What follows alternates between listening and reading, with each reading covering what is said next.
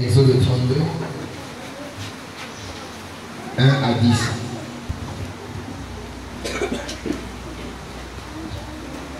Nous lisons la parole de Dieu. Si nous pouvons nous mettre debout pour la lecture de la parole, s'il vous plaît.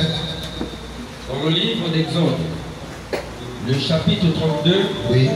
les 10 premiers versets, il est écrit: le peuple, voyant que Moïse tardait à descendre de la montagne, oui, s'assembla autour d'Aaron et il lui dit: et il lui dit quoi? Alors, fais-nous un Dieu qui marche devant nous. Alors fais-nous un Dieu qui marche devant nous. Car ce Moïse, cet homme qui nous a fait sortir du pays d'Égypte, nous ne savons pas ce qu'il est devenu. Oui. Aaron leur dit: Aaron dit quoi? ôtez les anneaux d'or. Ôtez les anneaux d'or Qui sont aux oreilles de vos femmes. Qui sont aux oreilles de vos femmes. De vos fils. De vos fils. Et de vos filles. Et de vos filles. Et apportez-les-moi. Et apportez-les-moi. Et tous ôtèrent les anneaux d'or qui étaient à leurs oreilles. Oui. Et ils les apportèrent à Aaron. Il les reçut de leurs mains. Aaron reçut cela de leurs mains. Jeta alors dans un moule. Oui. Et fit un faux enfant. Il faut un faux d'or. Et il dit: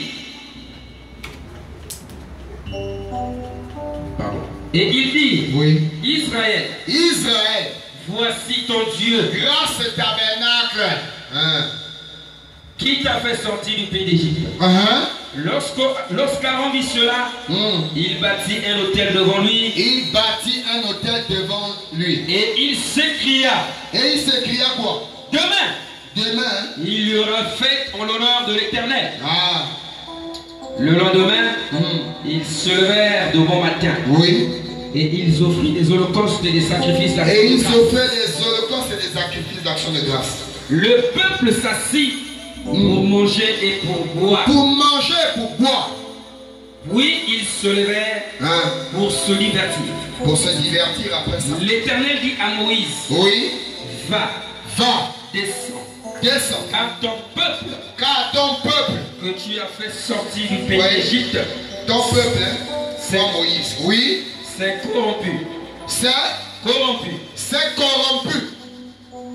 Ils se sont promptement écartés de la voie que je leur avais prescrite. Très bien.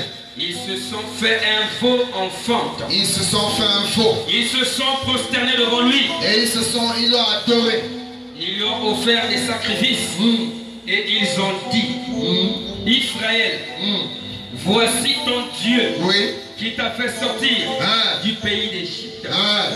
Avant-dernier verset, l'Éternel dit à Moïse: je vois que ce peuple est un peuple au courant. Le peuple gabonais est un peuple au courant. Maintenant, laisse-moi. Ma colère va s'enflammer contre eux. Et je les consumerai. Mais je ferai de toi une grande nation. Est-ce qu'on peut ça? Amen. Asseyons-nous. Seigneur, bénis la lecture de ta parole. Nous remettons ce moment entre ta main, Jésus. Oui, Saint d'Israël, éternel Dieu Tout-Puissant, glorieux Saint-Esprit. Seigneur, nous venons nous prosterner encore devant toi ce matin, parce que tu es l'auteur de la parole. Viens interpréter ta parole afin que nos cœurs, Seigneur, soient remplis de ta grâce. Que la lumière de ta parole puisse nous éclairer, nous délivrer, nous guérir, Seigneur, de tout péché. Seigneur, les cœurs sont endormis dans le péché. Aide-leur ce matin, après avoir écouté cette écriture, d'ouvrir leur cœur et se repentir, afin que tu leur accordes ta grâce. Saint-Esprit, descends, écarte-moi, Seigneur, du chemin. Je suis qu'un homme. Laisse que tu viennes, Seigneur, prendre possession de ce corps, âme, esprit, pour manifester ta gloire. Du commencement de ce culte, Seigneur, jusqu'à la fin, tout pour ta gloire. Au nom précieux, glorieux et divin de notre seul et unique Sauveur, Seigneur et Sauveur, Jésus-Christ, nous t'avons prié. Amen. Amen. Alléluia. Est-ce que vous êtes là? Amen. Vous voyez, quand on prêche sur de telles prédications, ils ne sont pas là. Ils ne sont pas là. les prédications pour la délivrance. Ils ne sont jamais là. Quand il faut venir pour les bénédictions, l'heure des recommandations, l'église est pleine à carrer. Mais les prédications qui sont importantes pour la délivrance de leur âme, ils ne sont jamais présents. Laissez-moi vous dire, si votre âme n'est pas sauvée, c'est l'enfer. Peu importe comment Dieu vous bénit sur cette terre. C'est une précision. Amen.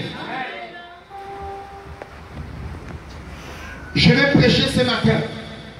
Et j'ai intitulé ma prédication l'idolâtrie. Le péché d'idolâtrie. Amen. Entre parenthèses, le veau d'or. Est-ce que tout le monde est là? Je veux que vous soyez attentifs ce matin. Parce que l'Esprit de Dieu m'a dit, je vais parler à ce peuple ce matin.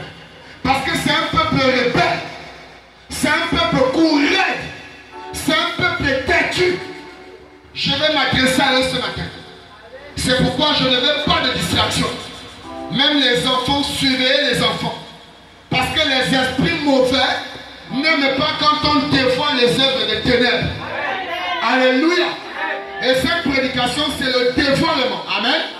C'est pourquoi après écouter cela, tu vas comprendre qu'il y a quelque chose qui bloque même ton avancement de vie. Il y a quelque chose qui bloque ton mariage. Il y a quelque chose qui bloque même tes bénédictions. Alléluia.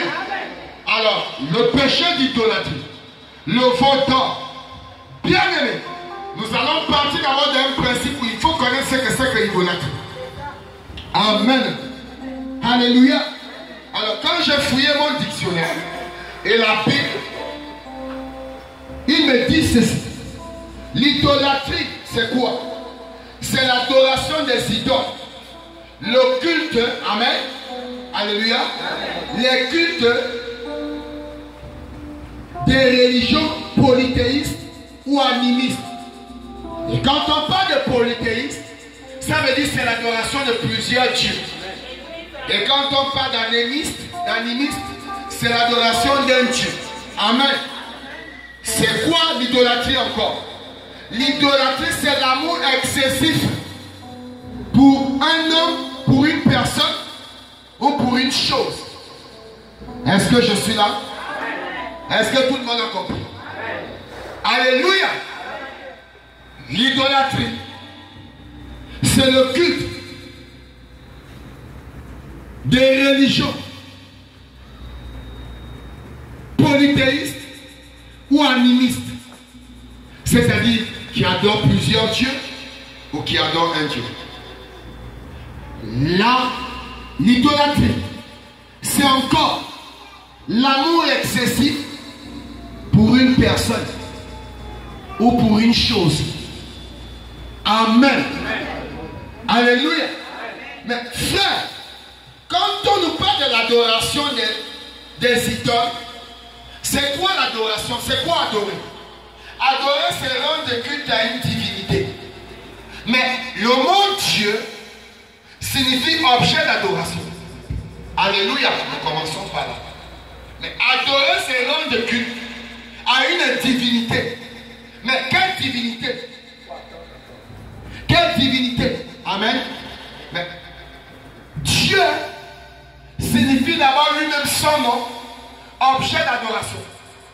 Beaucoup sont même à l'église, dans les églises, mais ils ne connaissent pas la définition du mot Dieu. Vous voyez que c'est très grave. Si vous ne connaissez pas la définition de Dieu, c'est que vous n'adorez même pas. Parce que vous êtes en train de faire simplement de la formalité. Alléluia. Vous remplissez la forme. Ou vous allez seulement faire l'effectif. Vous n'êtes pas un adorateur. La Bible dit que Dieu est esprit. Et celui qui l'adore doit l'adorer en esprit et en vérité. Amen, amen. Est-ce que nous sommes là? Vous êtes là, papa, ça va? Que Dieu vous bénisse. Vraiment, votre délivrance, après la délivrance, vous rayonnez ce matin. Amen. Alléluia. Alors, frères et sœurs, voilà ce que c'est que l'idolâtrie. Vraiment, je bénis le Seigneur. Parce que je crois que ce matin, le démon d'idolâtrie qui t'avait assiégé va te libérer. Alléluia. Alors, frères et sœurs, Dieu est un objet d'adoration. Et Dieu ici, il ne partage pas sa gloire. Alléluia. Il est Dieu, il ne peut pas partager sa gloire avec le monde. Est-ce qu'on peut dire Amen? Amen. Alléluia. Et la Bible nous dit, tu n'adoreras aucun autre Dieu en dehors de l'Éternel, ton Créateur. Mais nous constatons qu'il y a beaucoup de personnes assises dans les églises, alléluia, qui croient adorer Dieu, pourtant ils adorent Satan. Je répète, il y a beaucoup de personnes, ce matin comme nous, si vous allez dans les assemblées, ils vont vous dire, je suis venu adorer Dieu, mais ils ne savent pas qu'ils adorent Satan. Alléluia. Parce qu'ils adorent sans la révélation. Amen, amen. Pourquoi je le dis, frères et sœurs? Parce que William Branham dit, tout ce que vous faites passer, ou toutes les choses, ou toutes les personnes que vous mettez avant Dieu, c'est l'idolâtrie. Je peux entendre Amen? Est-ce que je peux entendre Amen? Alors même ton pasteur, si tu le places avant Dieu, c'est l'idolâtrie. Si ton prophète, tu le places avant Jésus, c'est l'abomination. Si ton enfant, tu le places avant Dieu, c'est l'idolâtrie. Si ton mari, tu le places avant le Seigneur, c'est l'idolâtrie. Si ton épouse passe avant Dieu, c'est l'idolâtrie. Si l'argent passe avant Dieu, c'est l'idolâtrie. Alléluia. Est-ce qu'il y a les ailes ici? Seigneur, délivre-moi ce matin. Est-ce qu'il y a quelqu'un qui veut te délivrer ce matin? Moi, je vais te délivrer. Parce qu'un démon n'entrera pas au ciel. Chaque jour, je demande à Dieu, Seigneur, dépouille-moi. Alléluia. J'aime prêcher ce Dieu. Amen. Laissez-moi encore prêcher son nom ce matin. Laissez-moi encore dévoiler Satan ce matin. Alléluia. Frères et sœurs, laissez-moi vous dire, beaucoup de personnes, ils sont égarés, ils croient qu'ils adorent Dieu, et Satan même les fait croire qu'ils adorent Dieu, alors que c'est le diable qu'ils adorent. C'est juste, oui monsieur. Amen. Amen. Frères et sœurs, les enfants d'Israël avaient péché. Dieu appelle son serviteur Moïse d'aller à la montagne pour recevoir les tables de la loi. Et derrière lui, tout Israël, ils prennent leurs biens les plus précieux. Vous voyez comment le diable est malin. Ils prennent tout ce qui était précieux et cher pour eux.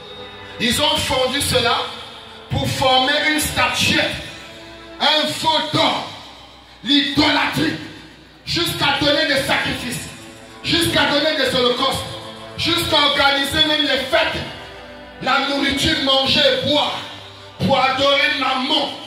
Et après même commencer à faire quoi? C'est divertir. Et l'église d'aujourd'hui, William Branham dit, l'église de cet âge aime le divertissement. Il ne veut pas d'un pasteur qui leur dévoile le péché. Il veut un pasteur qui vient les caresser. Mais moi je suis un évangéliste. William Branham dit, l'évangéliste c'est une boule de feu. Il ne tolère pas le péché. C'est pourquoi cette église, le péché doit être déraciné. Depuis la chair jusqu'au dernier banc.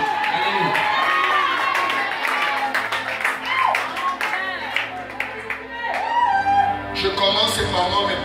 Tape le péché jusqu'à dehors. Alléluia.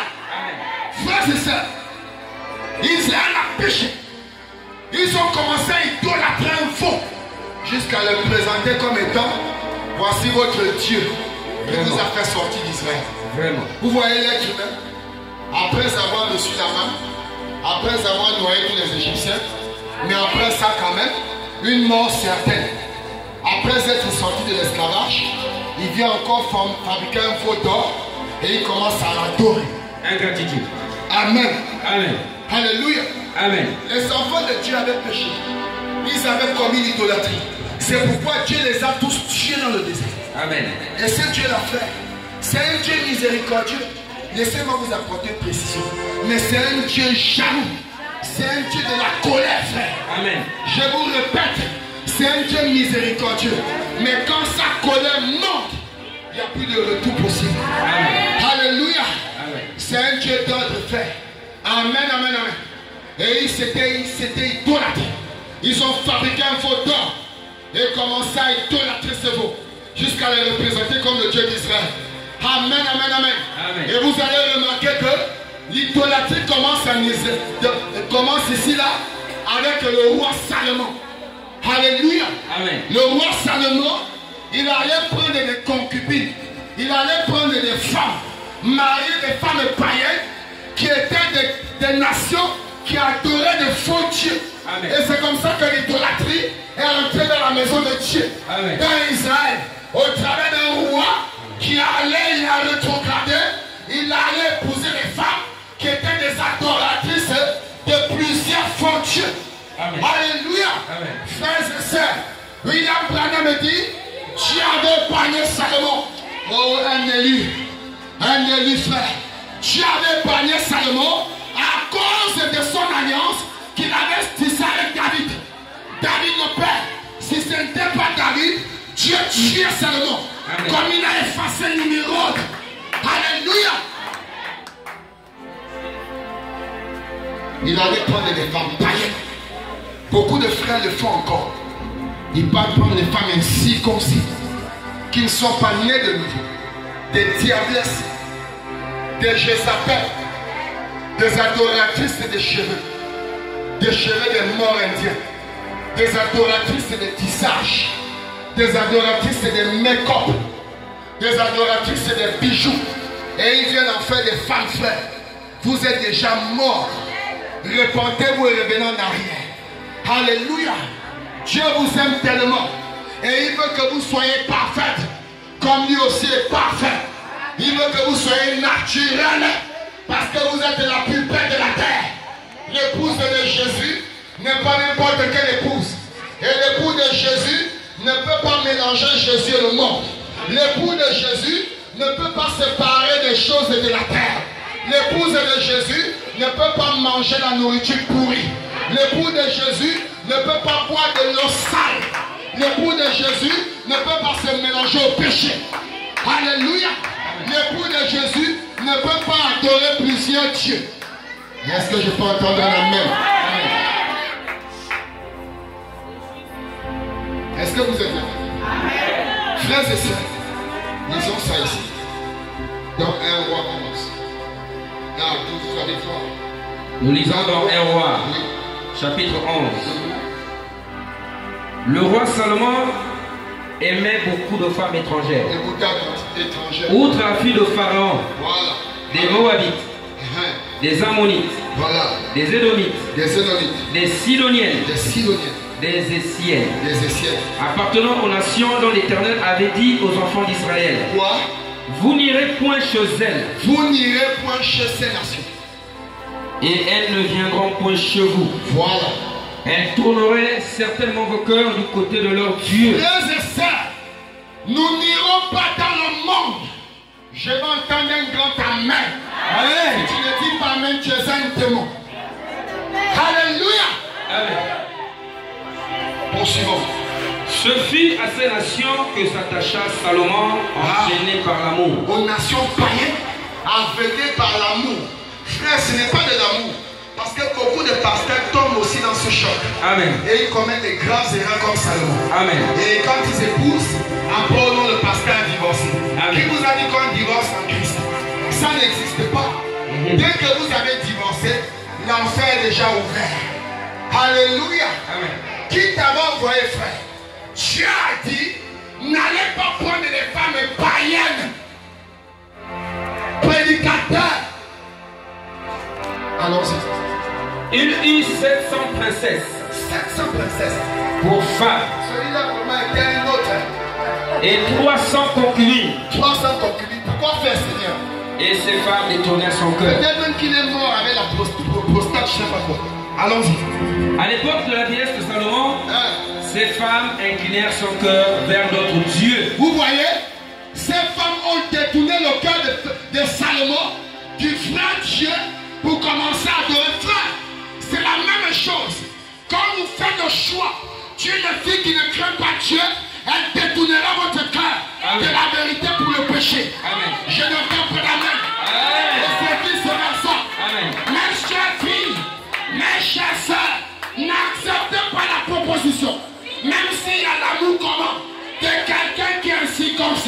Il va détourner votre cœur de votre Dieu pour la protéger. Amen. Et son cœur ne fut point tout entier à l'Éternel, son Dieu, comme l'avait été le cœur de David son père. Vous voyez? Salomon alla après Astarté, divinité des Sidoniens. Il a adoré Astarté. Vous allez voir, on adore encore Astarté aujourd'hui, au Gabon. Dieu est bien des Sidoniens. Et après Milcom, l'abomination des Ammonites. Voilà. Et Salomon fit ce qui est mal aux yeux de l'Éternel. Écoutez bien. Et il ne suivit point pleinement l'Éternel comme David son père. Alors Salomon bâtit sur la montagne qui est en face de Jérusalem un haut lieu pour Kémosh, l'abomination des Moab. Le Dieu qui sacrifiait les jeunes enfants. Amen. Vous voyez? Et aujourd'hui nous sommes plongés dans ça. Nous allons arriver tout à l'heure.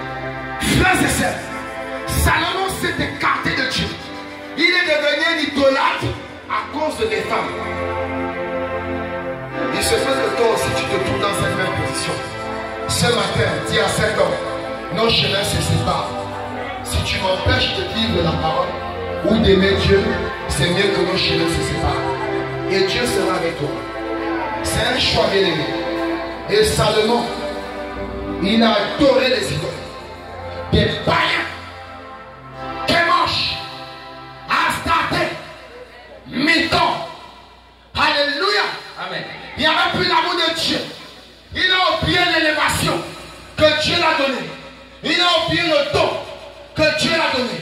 Que beaucoup de gens sont allés des contrées lointaines pour venir admirer ce don. Il a rejeté Dieu. Beaucoup rejettent encore Dieu. Oh frère. Après tout ce que cet homme a fait pour nous, après ce qu'il continue à faire pour vous, tu as le pouvoir de rejeter ce Dieu. Si tu le rejettes sincèrement, c'est pour accepter qui? Parce qu'il n'y a que deux choses. Il n'y a que deux personnes. Il n'y a que deux esprits. Il n'y a que deux mondes. Alléluia. Il n'y a que deux positions. Amen, amen. Bien-aimé, Dieu a effacé l'immirole. C'est un adorateur d'idole. Dieu a effacé des tribus d'Israël, la tribu de Dan, alléluia, et la tribu d'Ephraïm. Pourquoi? Parce que au temps du roi Jéroboam, il a dressé les autels à Bethel. Et quand il a dressé les autels à Bethel, depuis le territoire de Dan jusqu'au nord à Ephraïm, les deux tribus ont participé. Et ils ont adoré cela. Et Dieu est descendu, il les a effacés. C'est pourquoi quand vous lisez dans Apocalypse 7, alléluia, là où tu partages, les deux tribus sont effacées. Amen. Ils sont remplacés. Oh Jésus, merci Seigneur. Parce que je sais qu'il y a une tribu qui a été effacée à cause de moi. J'ai remplacé cette tribu. Est-ce que quelqu'un peut dire amen? Je suis un élu. Dieu m'a aimé. Il a effacé les tribus idolâtres. Il a effacé les tribus idolâtres pour remplacer cela par les enfants de Dieu. Et quand vous lisez Apocalypse 7, vous allez voir que parmi les 144 000, il y a deux tribus qui n'existent plus. Amen. Pourtant, c'était le peuple de Dieu. Amen. Il s'agit bien de Dan et Ephraïm. Et ils ont été, les bénédictions ont été remplacées et données à deux autres peuples. Amen. La tribu de qui? De Joseph de qui? Et Manassé. Alléluia. Frères et sœurs, Dieu ne peut pas se repentir de ses promesses. Vous voyez comment toute la Bible a traversé? Il les a laissés évoluer. Mais maintenant, au temps de la fin, il vient les rattraper à l'autant du partage. Dieu va te rattraper au temps du partage. Amen. Fais ce que tu fais. Continue à faire et mener la vie que tu mènes. Il y a un temps pour tout. Amen. Il y a le temps du rattrapage. Amen. Il va te rattraper. Amen. Comme il a rattrapé Ephraïm et Manaïm. Ephraïm et Dan. Amen. Alléluia. Amen. C'est ça, frère. Beaucoup de personnes, ils sont dans l'église. Oh non, le pasteur ne me voit pas. C'est très bien. Comme le pasteur ne te voit pas, les frères et sœurs ne te voient pas. Continue, frère. C'était le peuple de Dieu. Je vais vous donner des versets bibliques. Là où Dieu, c'est mon peuple. Frère, mais mal dit que c'est son peuple. Oh, comme Dieu, comme ils avaient commis l'idolâtrie. c'est un péché que Dieu hait. Et c'est un péché que Dieu ne peut pas se repentir de ça. Parce que le premier idolâtre, c'est Satan. Amen. Donc, si Dieu pardonne Dan et Ephraïm, il est obligé aussi de pardonner Satan. Les enfants de Dieu, frère, mais il est né à côté.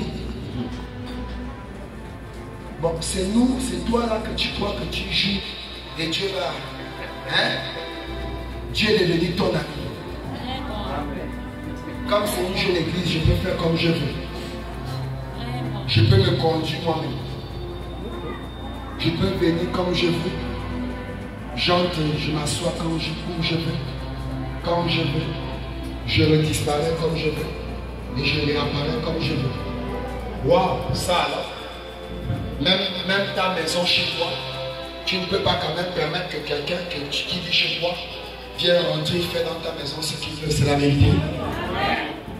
Bon, pourquoi viens-tu de faire dans la maison de Dieu? Est-ce que tu connais les peines qui en suivent? Il y a un ordre établi dans l'église.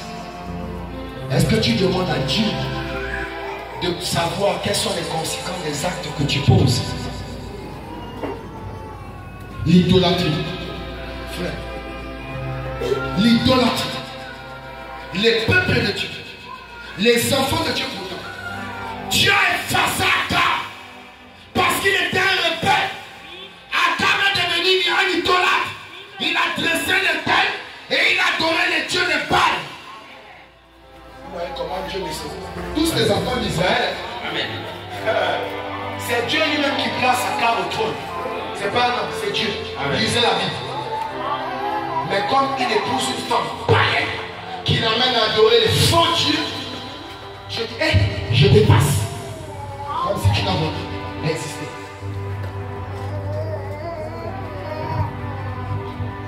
Alléluia. Amen. Bien aimés frères et sœurs, nous sommes en train d'être des peuples idoles. Nous sommes des idolâtres, assis dans les églises, disant même Amen. Tu dis Amen, mais tu vis dans l'idolâtrie totale. J'en arrive tout à l'heure. Tu vas comprendre quel est le Dieu que tu adores dans ta maison. Est-ce que quelqu'un va être dépouillé ce matin? Alléluia. Amen. Frères et sœurs, les enfants de Dieu, mais à cause du péché, d'idolâtrie, Dieu les a effacés complètement.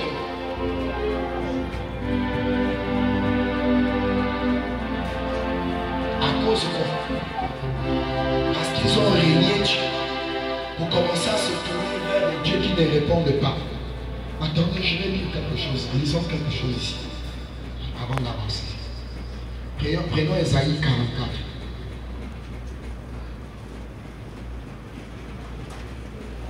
Vous voyez que tu es là depuis tu tournes en rond. Tu ne sais même pas que c'est parce que tu es un idolâtre. C'est ça qui est en train de bloquer tout. Dieu t'a déjà rejeté. Bon, si Dieu te rejette, pourquoi il va entendre tes prières? Alléluia.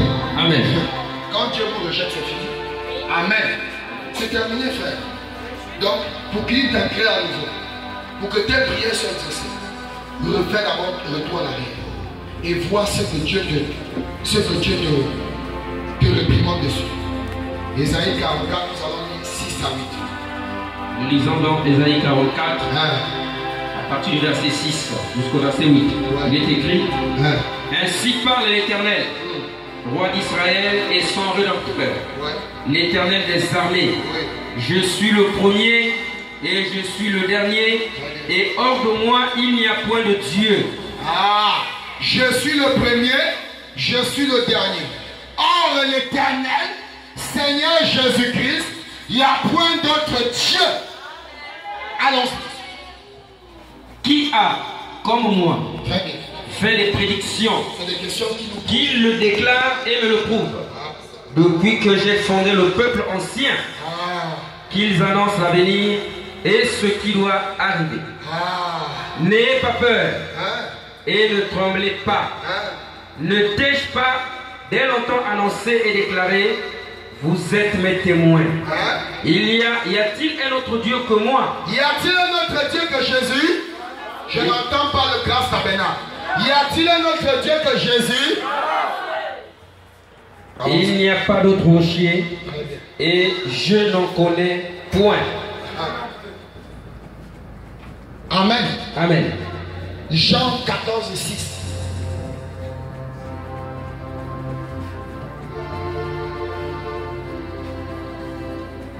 Jean 14, 6. au verset 6. Il est écrit, Oui. Jésus lui dit, Je suis le chemin, la vérité et la vie. vérité et la vie.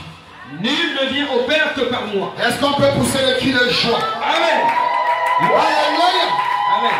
Je suis le chemin, la vérité et la vie. Nul ne peut aller au ciel que par le Seigneur Jésus-Christ. Amen. Frères et sœurs, pendant que nous lisons la parole, mais beaucoup de personnes, nous sommes en train de constater que l'église est retournée à l'état idolâtre d'avant. Alléluia. Amen. Amen, amen, amen. Amen. Est-ce que je peux monter? Amen. Je peux commencer à monter. Frères et sœurs, remarquez. Alléluia. Moïse a dit à Dieu, qui est ce Dieu qui m'envoie, alléluia, devant l'armée d'Égypte? Dieu lui a dit, va dire à Pharaon et toute son armée que je suis le je suis. Alléluia. Au temps présent, j'aime ce Dieu de Galilée. Je suis le je suis. Pas j'étais. Alléluia. Alléluia. Amen. Quand Adam était sur terre, Moïse n'était pas. Mais il fallait un Dieu présent. Alléluia. Amen. Il dit, va dire à Pharaon que je suis le je suis. Alléluia. Amen. Il dit, avant qu'Abraham ne soit, moi j'étais déjà mort. Amen. Je suis celui qui suit. Amen. Alléluia. Amen. Pas était. Pas était. Alléluia. Et s'il est le je suis, Seigneur, je vais te voir dans ma vie ce matin. Alléluia. Alléluia. Amen. Pas le je serai. Non, frère. Beaucoup de gens croient quand on parle du Dieu de l'Ancien Testament. Ils croient quand on leur parle du Dieu à venir. Mais ils n'arrivent pas à croire du Dieu présent. La Bible dit, il est omniscient, il est omniprésent, Alléluia. il est omnipotent. Alléluia. Si tu le cherches, tu vas le voir. Alléluia. Même ce matin, si tu veux le voir, il va te faire voir. Alléluia. Si tu veux l'entendre, il va te parler. Alléluia. Parce qu'il est le je suis au temps présent. Alléluia. Il dit je suis. Le chemin. Pas les chemins. Le chemin. Amen. Pas les vérités. Il n'y a qu'une seule vérité. Amen. C'est le Saint-Esprit. Amen. La vérité. Amen. Pas les vies.